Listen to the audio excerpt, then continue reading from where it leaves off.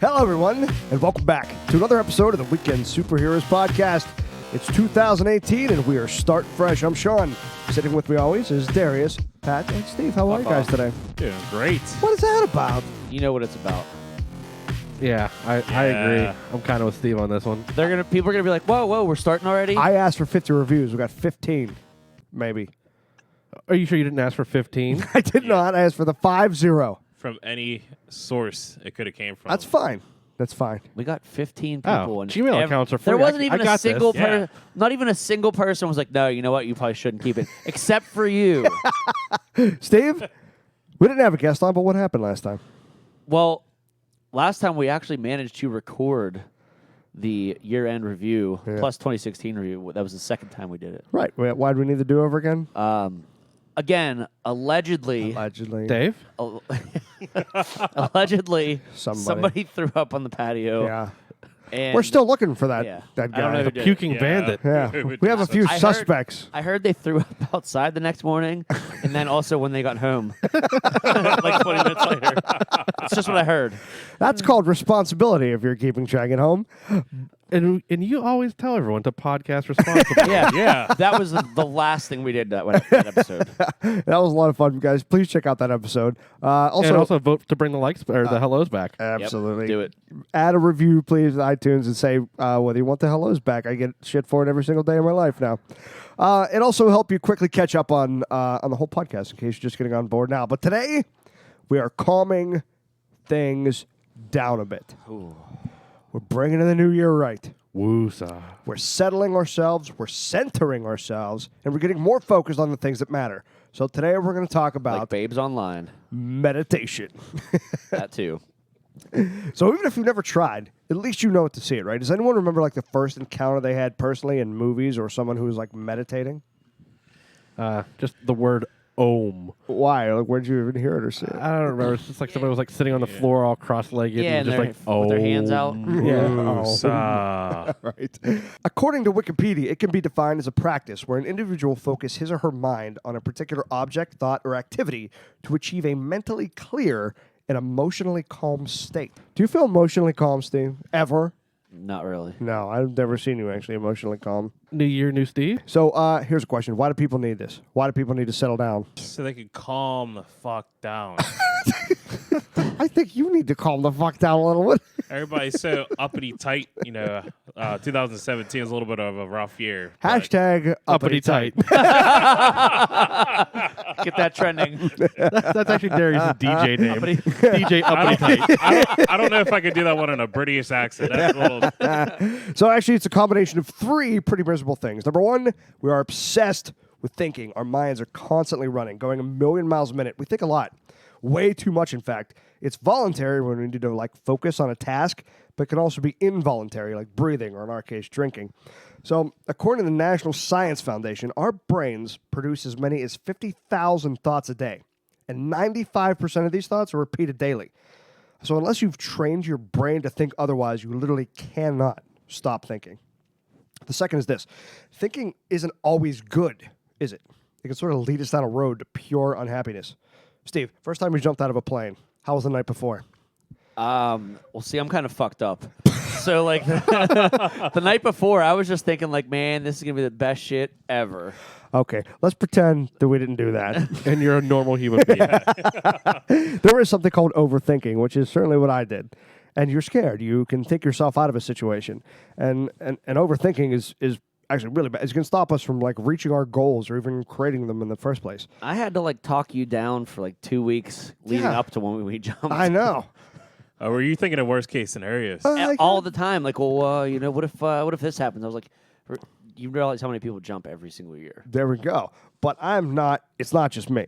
So as if overthinking isn't bad enough, even though we're thinking all the time, most of our thoughts are negative. And that's not good, right? No. So as a little social experiment, I asked you guys before to write down every thought that came to your mind. So let me go ahead and read the results to you. This should be good.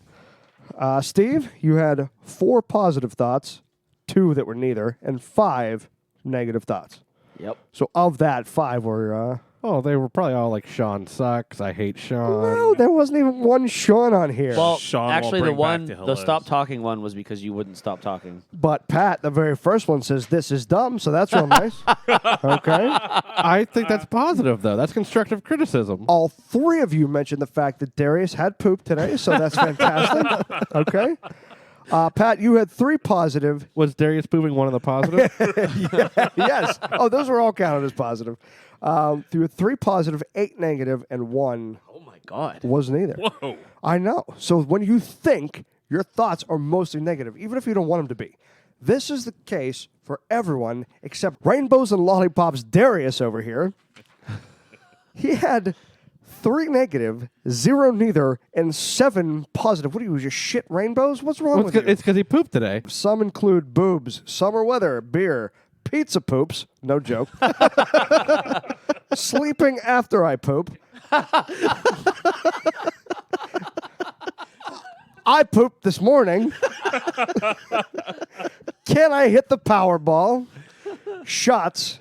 Is Sean going to fuck up this part of the podcast? Gotcha. And under 7 words, Sean fucks up. So all the negativity was That's about actually- you. Yeah, do you notice it was all about me? That's absolutely ridiculous. But it's just the case, and it's crazy.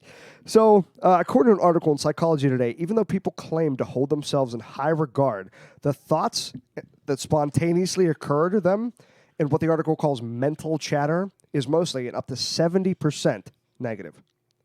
A phenomenon that is referred to as negativity dominance. No wonder I drink so much. Yeah, you know? Oh, it turns out alcohol is a depressant. I probably should have mentioned that. Huh? So maybe I have all the negative thoughts because I drink so much? It's a vicious cycle. And then there's number 3. Your mindset governs your actions. So your thoughts, which we just found out are mostly negative, they act as a guideline to the way you present yourself. So in short, you have a mindset that limits your potential and will eventually put self-inflicted speed bumps into the rest of your life. I mean, fuck, everything I just said was negative. The whole thing. Yep. Everything Yep. I just said right there was negative. So let's just put it in a nutshell, right? We think all the time. Most of our thoughts suck, and these shitty thoughts roll the way we feel, and our feelings roll the way we act. Man, I am having such a great time right now. This is awesome. I thought I'd bring up the mood and let everybody Holy know that they're shit. horrible New people. year, new podcast, huh? Yay. Okay, but there is something we can do. There is something we can do. Meditation. How can meditation help? Well, meditation is meant to slow down the frequency in which thoughts enter our mind. It's kind of like a thought filter for your brain. It's supposed to train your mind to avoid multitasking.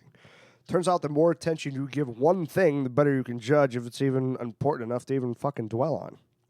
So basically, we can control our thoughts. We can control our emotions. So think about that. Having control over your emotions instead of your emotions controlling you. So, Steve, somebody cut you off on the way here. How do you feel about it? Fuck off. Yeah, so there we go. Quick delivery, too. Very quick. I noticed there was no real hesitation there, Steve. So, okay, so that's good. And a lot of people probably feel the same way.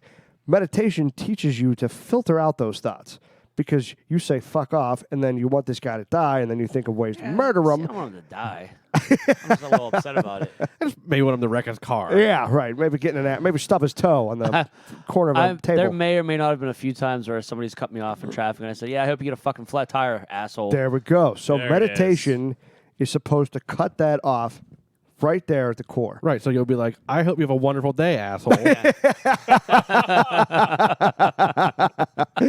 No, it slows that thought process. So one thing leads to another where you end up hating this guy. If you can filter that. So, that being said, meditation has proven in some cases to reduce anxiety, stress, depression, and even physical pain. Once you stop letting your thoughts dictate your day, you start to open your eyes to a world around you, and life doesn't seem all that bad. It can help you in the workplace, in social settings, and yes, even in the bedroom. Our guest tonight has been teaching meditation since 2009. She works meditation workshops for both groups and private clients and was cool enough to come on the show and school us on the art of meditation. Join us in welcoming filmmaker, actress, spiritual leader, and author of Good Sex, Getting Off Without Checking Out, Jessica Graham. Jessica, how are you tonight? Hi, I'm great. I'm so happy to be here with you guys. Hey, how's the City of Angels? The City of Angels. I have to tell you, I am a lover of Los Angeles. Los Angeles has just been so good to me, and I find a lot of joy in that city. Very cool. Okay, so my first question is actually just about meditation in general. Sure. I gave it a shot a long time ago, but I feel like when I close my eyes, I feel like the harder I try not to think of something, the more thoughts come flooding into my face. It's like a cornucopia of some of the most insignificant thoughts just jam my brainwaves. So what advice can you give for a novice who tries this for the first time? Okay, so first of all, the first thing I say to anybody who takes a class with me or has a private session with me is, this is not about quieting your mind. That's not the goal. It's not the aim. It's not going to happen. And Okay. and it's a big sort of fallacy about meditation.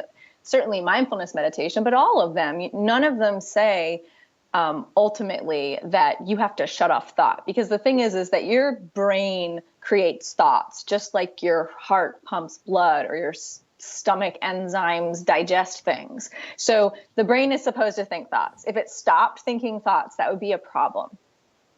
But in meditation, as you practice over time, you will start to notice moments of silence. And then the more you practice and kind of the deeper down the rabbit hole you go, like I just got back from a month-long retreat where I was silent and meditating the whole time. And when you start doing not even that deep a dive, but, a couple days, you can find quiet in the mind, but it's still not the goal. Okay. Interesting. So, from someone who has tried it, and I'm a borderline narcoleptic, so, how do you find, a way to stop yourself from crossing over into sleep? Yeah, great question. So, for one, you don't have to sit on the floor. I'm so honored that you guys are on the floor. It's very, very, very nice. But you don't have to. You can sit in a chair, and you can put Thanks, Sean. and you can put some pillows behind your back so that your back stays upright, because an upright spine is part of what's going to keep you awake. When the spine starts to slump, you're starting to get into sleep territory, and all you need to do is sit back up. But the spine is not tense. It's gently stacked. And so it's a nice light lift in the spine. So that will help. Another thing that can help is to open your eyes for a moment, to let in some light. Like, you don't have to meditate in the dark. You can have a light on, or maybe there's sun. That'll really do it. Just focus on the light, let it come in, and that's going to wake you up a little bit too. So there's several forms and styles of meditation. How did you choose which one was right for you? Well, the way that I did that is I didn't choose. Tell us about that. Well, what am I? I like to say that I'm a little bit wild. I've had to work hard to become more domesticated. I was raised by beautiful, terrible wolves, and beautiful and loving, but also all the other things that come with being a wolf. And so I never really did things the normal way. For example, I did not go to school. And by that, I don't mean college, I mean school. I went to 2.5 years at a private school where we sang Beatles songs in a dome and called all the teachers by their first name, which was amazing. That's but other than pretty that, awesome. And you probably sat on the floor a lot, right? Yes, I did. Hey. And that's Now we're getting somewhere. It's also where I started acting for real. I had always been making little shows and performances, and from the time I was really young, I was into meditation. So I'd have people hold hands and close their eyes and meditate. So the school was good for all of that. But other than that, I didn't go to school. So I've never written a paper for school or anything like that. I'm jealous. Instead, It's overrated, believe me. Well, I mean, at this point, if I didn't have to like get a GED and then do the first 4 years, I'd love to go to to a graduate, I don't know, spiritual mythology. I don't know, something interesting and cool, but I'm not going to take all that time to get there. That's a lot. Yeah, that's right. But all this to say that I've never done things in sort of the quote unquote normal way. And that includes my spirituality. I'm a spiritual teacher who's also a sex and intimacy guide. And I'm not just a sex and intimacy guide for two people who've been married and are, they're going to light candles and sprinkle rose petals. I'm a sex and intimacy guide for people who just want to have one night stands, or for people who have non-monogamous relationships, or for people who just want to be single and just have a lot of sex. So Steve, Yeah. did you call this woman? Is this? I also love working with couples, so that's a big passion of mine. But, spiritual teacher and sex teacher don't really go together, right? Like, Right. people have a hard time with that. And so that's just sort of an example of kind of the way I roll. I also do nude modeling. Oh, So it's okay. like, All right. it's a complicated and delicious stew that my life is. But when you kind of put them together, it's like, oh, that's really weird. So that's kind of me. I'm just sort of very weird. And so with my spiritual practice, I'd always had sort of a toe dipped into meditation because I had loved it when I was young and like 6, 7. Oh, wow. But as I got older, I sort of, I was on my own very young at age 14. And so I was kind of just surviving and doing what I needed to do. But when I came back to it, it was, I was introduced to a mindfulness practice, but through a teacher who was also studied Zen for many, many years. So I got some of that. And then I had another teacher who was was part of a Hindu lineage. So I got some of that. And then I started, branching out and finding teachers. And my teaching is, it's kind of a combination of non-dual, direct path, mindfulness, a little bit of like juicy, loving kindness kind of stuff. So it's not just one thing. So you have a sprinkle of this and a dash of that. Right, it's a melting pot of pretty much everything Yes. you've learned. Darius actually had a question for you. He's also a nude model, by the way. 100% nude bottle. We should do it. We should do a shoot together. Yeah. Oh, we I should. couldn't agree more. Next time How do you're we in- make that happen? Next time you're in Pittsburgh, we'll do one. But I had a question. So, how often should you meditate? Like once a day, once a week, and how long do you do it in a session a day, or twice a day, or how you do it? Good question. Yeah, great. So I always recommend to anybody that I'm working with that they find time every day. Now, it's not necessarily going to happen every day, so you might miss a day, but then the key is to not get down on yourself and to not judge yourself and to just do it the next day. But ideally, you're doing it every day. My minimum is 10 minutes with my students and clients, though if they're not going to do it, then I say, okay, we'll do 5. But my minimum is 10 minutes once a day, every day. It doesn't have to be at a particular time or in a particular place. But for some people, that's helpful to have a little spot that they see in their house. And they're like, oh, that's where I meditate and I do it at this time. So it kind of just depends on how you're wired. I'm, as I said, wild. So I like to do my own thing. Whatever I want. I just do whatever I want. Freestyle meditation. Freestyle. No, we like that. We like to do your own thing.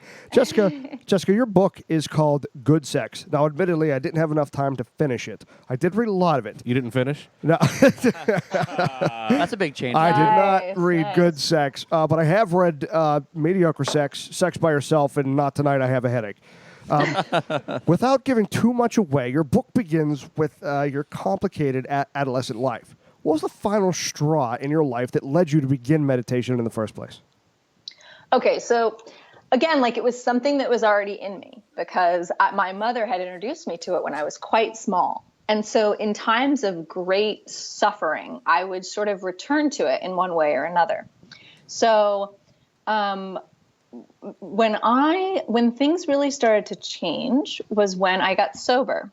So I stopped using drugs and alcohol as a way to escape my feelings. And I had a lot of feelings. And so I needed to do something about that. I couldn't just be hanging out with these intense thoughts and feelings with no buffer with no drugs and alcohol. So I got some support with that. And then about a year later, I had a boyfriend at the time, and every Wednesday night there would be a meditation class in his house, and I would never go. I might be in the house, but in the other room I wouldn't go. And then when I met the meditation teacher, who is now a very, very dear friend and collaborator of mine, Michael W. Taft, he's the author of The Mindful Geek.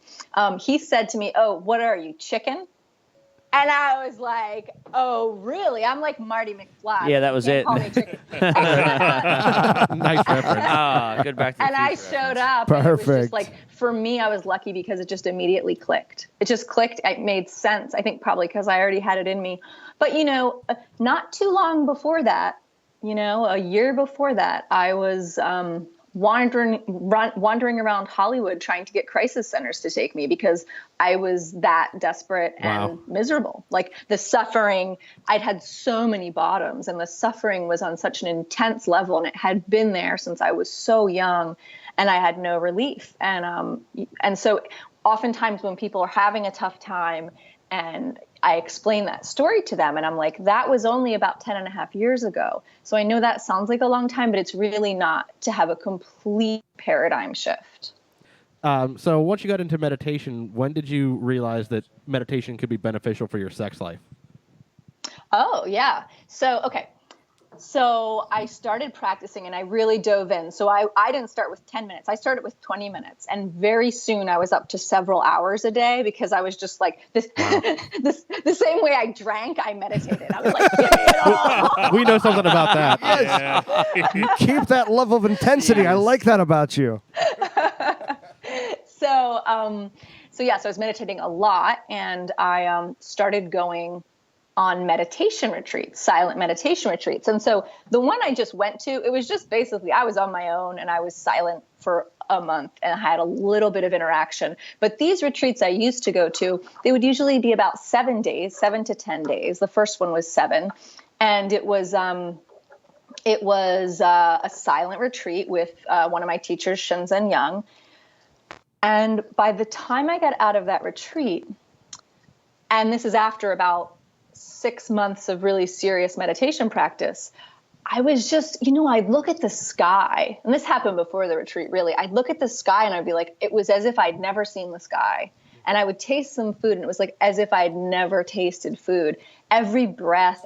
I like to say this. I spent about 3 months in sort of a low dose LSD with some Xanax that doesn't make you black out. Like that's kind of how it felt. Okay. It was amazing. And so I went on this retreat, and when I came back, I was like, wait a second. If everything is like more rich and vibrant and intense and delicious with meditation, I bet sex would be ridiculous. Right. So I brought it up to my partner at the time, and unfortunately, he wasn't really up for it. He wasn't interested in in exploring sexuality in that way. It's safe to assume he's hit the door by now, right? We did break up not that long after that. But, he was an amazing person. He is an amazing person. And he was really the first really sober, conscious, loving sex I had was with him. So he was an important piece in the puzzle.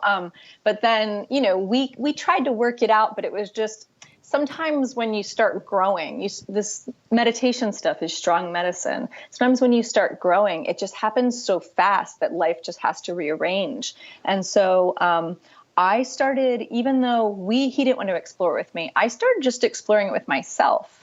Exploring my own sexuality through the context of meditation and mindfulness and spiritual awakening. And it really just started to shift things for me. And eventually we did break up. And the next person I got together with, we're still together for over 7 years. And it's the best sex of my life. Awesome. I'm sure that helps keep you together. Yeah, right. Yeah. And it was definitely that partnership, that relationship that really allowed my sexual awakening to to come forth and for me to really see that there is just zero separation between sexuality and spirituality. It's all one thing. It's all one activity, not thing.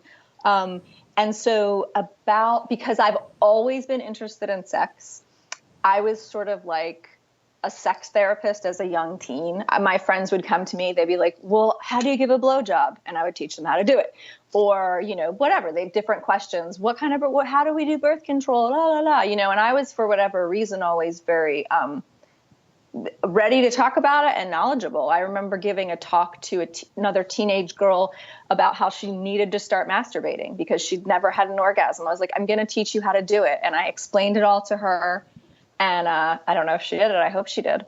But so did she come back to school happier? She got straight A's that semester. Would you believe it? This was just at a random party outside on the ground. So I kind of wanted to show her, but didn't seem like she'd be open to that. So I just told her. That's more of a second meeting. Yeah, I got one thing. step at a time here, Jessica. In any case, so when I started just having some really big shifts and awakenings with my meditation practice, and it was really starting to color every part of life, it was just shifting everything. That when the sexuality got added into the mix, it was just like boom, and I was like, oh my God, I've loved sex for a long time, and I've had a lot of good sex, but this is a completely. There's not even any comparison. There's not even any comparison. Very cool. Awesome. Yeah. So you mentioned before about like mindful sex, and you mentioned that in your book and explained how it like doesn't mean boring. Can you explain what that is and how it's beneficial to you and your partner? Sure. So, mindful is an easy word because people understand it these days for the most part. The book we called Good Sex, Getting Off Without Checking Out, because we didn't want it to just be like a mindful sex book and like, gently stroke your partner. And like, I don't know how far you've gotten, but like, I talk about some pretty explicit stuff. So in any case, my approach to what mindful sex is may be quite different from someone else's approach, someone, with a different philosophy, but this is my approach. We first have to learn to communicate with ourselves and to really love and accept ourselves. And that's a lifelong process. But if we can't communicate with ourselves about sex, we're not going to be able to communicate with anyone else. And that's the number one issue in sexual relationships is lack of communication. It's also one of the number one issues why there is so much behavior that's non-consensual, because people aren't talking. They actually can't talk. And then I don't know, the Master of None, Aziz, Yeah. Did you guys read about him? I saw a headline. I didn't get to read about it. Yeah, well, if you read it, it's really just obvious that these are two people who don't know how to talk about sex. And that's it. Yeah. And because they can't talk about it, they're on completely different pages. And it's the same thing in relationships. It's like there's something that you really want that would really turn you on, or something you just want to try. But because you have no way of sitting down and actually having a conversation about sex, that desire could go unmet for the rest of your life. So that's really one of the most important things about this mindful sex, is that you're being mindful about your process of communication. And you're starting to learn to be in the discomfort, because when you first start talking about sex in this radically honest and really hot way that I suggest, you're going to feel uncomfortable. You guys might be feeling a little uncomfortable right now, just kind of thinking about it. Oh, that's mostly because we're sitting on the floor. Yeah, and also because Darius took his shirt off a couple minutes ago. Oh, he is a nude model. Yeah. All right, good. Well, it is interesting. I know this is a show with lots of comedy, but it is also interesting. See, I'm in teacher mode with you guys. So it's what we're looking for. interesting that was the moment to make a joke. You think we Right? use comedy as a defense I mechanism? say we use comedy as a sword or a shield. I see where you're going with this. We're on to you, Jessica. I think she's on to us. Oh, that's what I meant. She's on the do you have anything last minute for us before we get started? All right, great. So we're going to do two things based on I like to tailor stuff. So I didn't sit down and say this is what I'm going to do when we do the interview. I wanted to get to know you guys a little bit first. And so based on what you've all shared with me, I want to offer two techniques. So we're going to start with one and then go to another and then come back to the first one. So the first piece is relaxation. And so we're just going to work on relaxing the body and then focusing on it. Now, I want you guys to be comfortable. So if you do want to move to a chair or lean against something, just do whatever you need to do to I'm be gonna grab a chair. comfortable. Okay, give us 1 minute. Is that okay? Yeah, Appreciate it. Thank you. good. I do appreciate you on the floor and cushions, but. So we shall begin. Go ahead and close your eyes unless you prefer to have them open. And take a moment to feel your feet on the ground. And just go ahead and gently press them into the ground and just really feel that floor and the feeling of your feet pressing into it. Good. And now just gently lifting the spine. Looks like you guys are all pretty good. And again, this is relaxed. This is not about being uncomfortable and miserable. And a lot of times people think that's what meditation is, but it's not. So if at some point your back starts to hurt and you need to just lean back against the chair, you do that. You do whatever you need to do for your body. Okay, so we're going to start at the top of the head. We're going to begin to invite relaxation into the body. So imagine the scalp is just beginning to release and soften. And as that relaxation stretches down over the scalp, it starts to move into the face and the rest of the head. Start to feel the forehead soften and release and let go. Invite that relaxation to the eyebrows and the space between the eyebrows. Really feeling the muscles release as they do. Even if it's just a subtle release. Start tuning in to sensations of relaxation. Relaxing your eyes and all the little muscles around your eyes. Okay. So hanging out there just for a moment as I start to talk about what we're going to do next. So we're going to be focusing on the activity of self. So in my philosophy, self is made up of three things. It's made up of mental talk, mental images, and emotional sensations in the body. So anything that you're experiencing, be it joy, embarrassment, excitement, some sort of tragedy, whatever experience you're having is actually just made up of these strands of experience. So maybe you're on the road and someone pulls in front of you. Well, what happens? The stomach might tighten, the chest might get a little closed in, the fists might clench, the muscles of the shoulder blades might begin to fire up a bit, and the face might start to get a tension and a contraction, and the words of "they pulled in front of me, that jerk, I can't believe it, I was waiting to go and they jumped ahead of me," your thoughts are going, and who knows how far those thoughts go. It can get a little dark in there sometimes. And so, but that is just thought, and the sensations are just sensations. And so in this technique, you learn to observe them as that, nothing more, nothing less.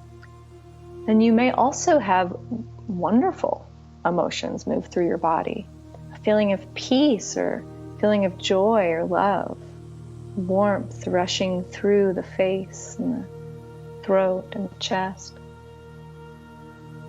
And you might have really awesome thoughts. You might be seeing a whole movie of some wonderful passion of yours being lived out.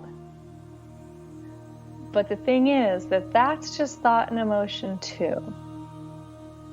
So for now, for the purpose of this exercise, it doesn't matter if what you're seeing or hearing or feeling is pleasant or unpleasant. It's all just going to be thought and emotion. Talk, image, and emotion. Great. And so we're going to go back just for a moment to relaxation after that little tour through the self.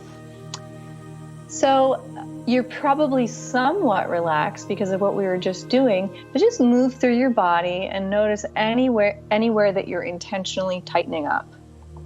Just go ahead and release.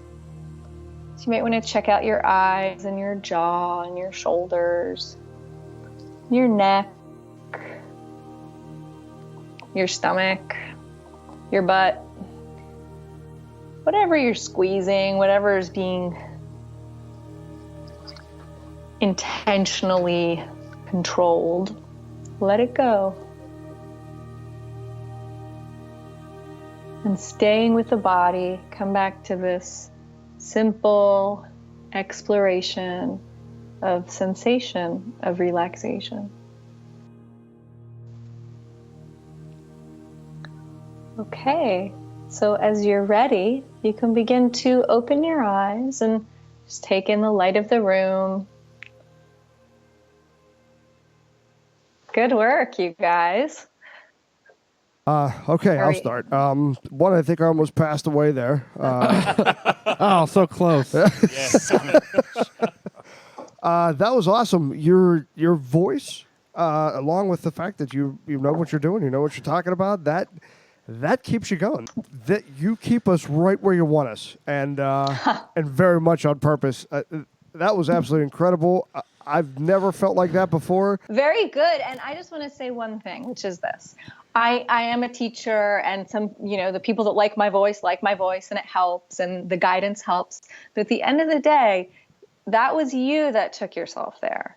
That was you that had that experience. I'm just another person. I just happen to have some experience with this stuff, but I'm not doing it to you. This is you. This is something that you can cultivate. Now, in the beginning, it can be easier to have support of guidance, but eventually you'll be able to do it without that if you want to.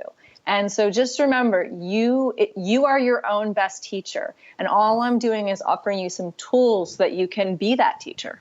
And I'll have to tell you, whenever I teach anyone meditation, I say, I'm yours for life, because it's strong medicine. So don't be surprised if tomorrow you feel especially sensitive, or you feel like, whoa, life is so vibrant, because just doing this once can start to wake you up. Very cool. Awesome. Jessica, I cannot thank you enough for coming on here and being so awesome with us. Do you have 5 more minutes?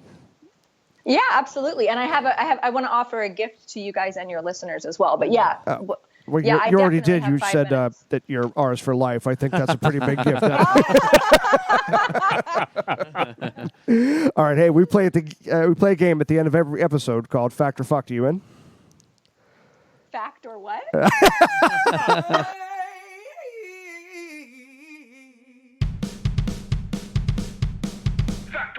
The English meditation is derived from the Latin word meditatio, meaning to think, contemplate, devise, or ponder. It sounds like you made that up, so I'm going to say fucked.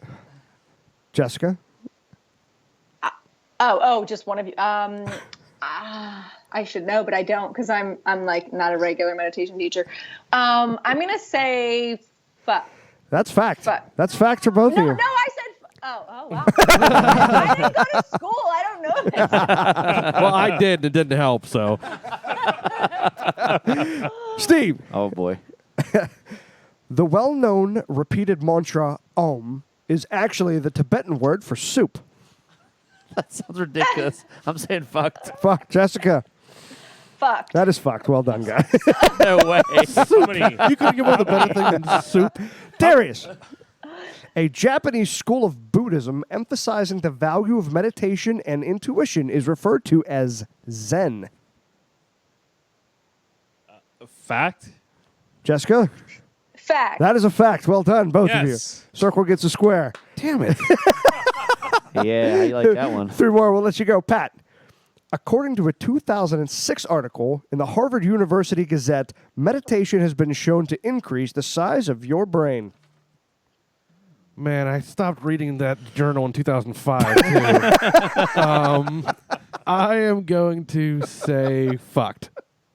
Can you read it again? Because I was thinking about the gifts I want to give you, and I didn't listen. Damn. I can't. Okay. So, according to a 2006 article in the Harvard University Gazette, meditation has been shown to increase the size of your brain. So this is tricky because I don't think they were doing that research in 2006. It can increase the size of your brain. Let's just go with that one. It can increase parts of the brain, but I just don't know if they were doing those studies then. So I'm just a little torn. I mean, I guess I'll just I'll say fact. That's good. Yeah, say fact. Fact it is. Nice job. Two more. Steve. In 1994, George Kyle from Indiana claimed he could solve murders by falling into deep meditation in the same vicinity of where the murder took place. I think I saw a South Park about this. I'm saying fact. Jessica? Fact. That is fucked. I made that up, guys. Come on. Seemed like it could be real. You played that all so good. I know. I'm amazing. I'm pretty cool. He also had to eat soup. Yeah. I'm sure someone's done that though. So I feel like I should get half a point. Yeah. Last one. Darius. All right. Splinter, or a character from the Teenage Mutant Ninja Turtles, was first known by his real name as Zen Master Hamato Yoshi. I thought you might know it. I am going to go fucked on this one. Okay. Jessica? Fact. That is fact. Yeah, that's fact. Fact. I knew that. Jessica, I knew it. thank you so much for coming on the show and See, hanging I out with didn't us. This has been absolutely awesome.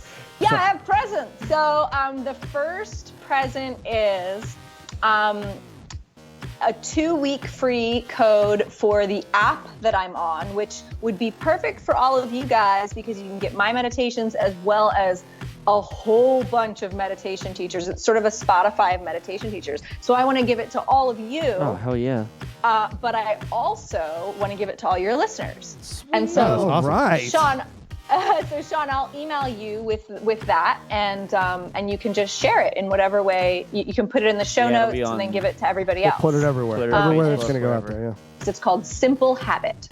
And then the other gift is the first one of your listeners who emails you with the subject Jessica's book gets a copy, a signed copy from me. So you want to damn. email? that's awesome. You want to email podcast@weekendsuperheroes.com, and you want to put in the subject Jessica's book. Is that right? That's right. Okay. And then they're going to get a free personalized signed copy. That is That's Oh, awesome. So fantastic. cool, Jessica. Thank you so much. All right. It's my pleasure. You guys were such a great class. Thank you. I had a You good were time with it. fantastic. Hey, tell everyone where we can get your book. Oh yeah, so my book is everywhere the books are sold. So you can certainly get it on Amazon. You can get it at Target. You can get it from the distributor website, Penguin Random House. You can get it from indie bookstores, Barnes and Noble as well. So wherever books are sold, you can get Good Sex, Getting Off Without Checking Out. It just came out in November. So Very cool. And where can we find you on YouTube? you know I don't know if I have I'll send it to you. You have show notes, right? Well, yeah. I was hoping you could just say Well, it. actually, all you need to do is if you just go, if you just do Wild Awakening. Wild Awakening that's is the how name, I found That's the you. name of my. Yeah, if you just say Wild Awakening, it will be there. It's going to be on the first page between Wild Awakening, which is a gay soft porn, Right. and right. I was also there. And right Thank you. above, right above Wild Awakening, which is a softcore porn. It's right in between. So Because that's Wild the Awakening Wild, it's a softcore porn gay movie. It is. Yeah, Yeah. it is, and, so and that's so how you is found my Jessica. meditation organization. And that's why my laptop is going to explode in 3 days. Thank you for that. So for my kind of Wild Awakening, which is sort of a hardcore porn, actually. No, my Wild Awakening is yourwildawakening.com, and there are meditations, there are blog articles, there are more information about me and information about my private session work. So I work with couples and individuals as well as families. And I also do something called the Wild Weekend, where I actually go and I spend a whole weekend with a couple and help them to understand where they're getting stuck, and offering mindfulness, intimacy tools for getting unstuck. Now, I'm not actually there for the sex. I'm just there for all of the interactions that happen throughout the day, which then determine what the sex is going to be. And so you'll do your own exercises when I leave at night, and then I'll come back the next day. We'll talk about them. So it's not just about sex. It's also about communication, intimacy, vulnerability. And so that's a special thing I offer. And I will be taking on new clients for my private practice starting in February. So just want to put all that out there for you. Nice. You heard it here first, guys. Nice. Jessica Graham, email podcast@weekendsuperheroes.com. Put Jessica's book in the subject title, and you will get a signed copy, which is so cool of you, by the way, to do that. Thank you so much. Also, download the app. Thank Get you. her book, guys. Check her out. Jessica, say goodbye to everyone who loves you. Oh, well, bye. I love you too. And if you want to find out more about us, you can find us at weekendsuperheroes.com, iTunes, Google Play, YouTube, Spreaker, Stitcher. Darius, say goodbye. Goodbye, ladies. Steve, say goodbye. as How do you usual. want me to follow that I up know every it's hard. time? Pat, say goodbye. Bye and happy 2018, everybody. And always remember to podcast responsibly.